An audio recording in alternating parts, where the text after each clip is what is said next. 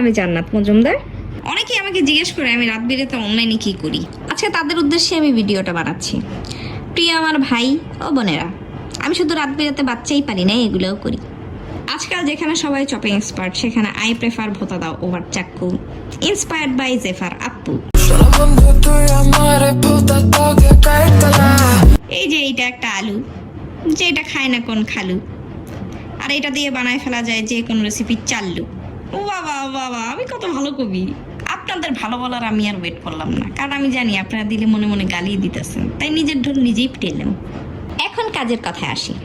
এই যে দেখতেছেন আমি এখানে আলুর চিপস বানাইতেছি। দেখলেন আলুগুলো কত চিকন চিকন করে কাটলাম, দেখে মনে হইতেছে না আমি সর্বগুণ নিতে। আসলে ব্যাপারটা তা না, আমি সব কাটাকাটি কপা কবিটাই ভালো পারি। আমি কিন্তু মাঝে মাঝে ভাবে কমেডি করেও কথা বলি। অনেকেই আমাকে পার্সোনালি বলে এই তুই ভিডিওতে ভাবে কথা বলিস না কেন রে। তাই আজকে একটু ট্রাই করে দেখলাম যে আপনারা কি আমাকে ভাবে মেনে নেন কি মেনে নেন না। এরপরে এই আলুগুলোকে ফুটন্ত গরম পানির মধ্যে ছেড়ে দিতে হবে 2-3 মিনিটের জন্য, এবং এর মধ্যে 3 চামচ লবণ দিয়ে দিতে হবে যাতে লবণের পরিমাণটা ব্যালেন্স থাকে।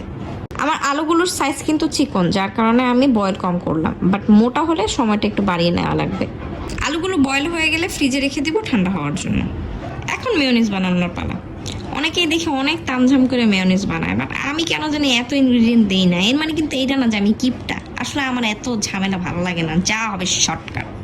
মেয়োনিজ বানানোর জন্য আমি নিলাম একটা ডিম, একটা মরিচ, 3 কোয়া রসুন, 1/2 চা চামচ লবণ, 2 চা চামচ চিনি এবং 1/2 চা চামচ গোলমরিচ।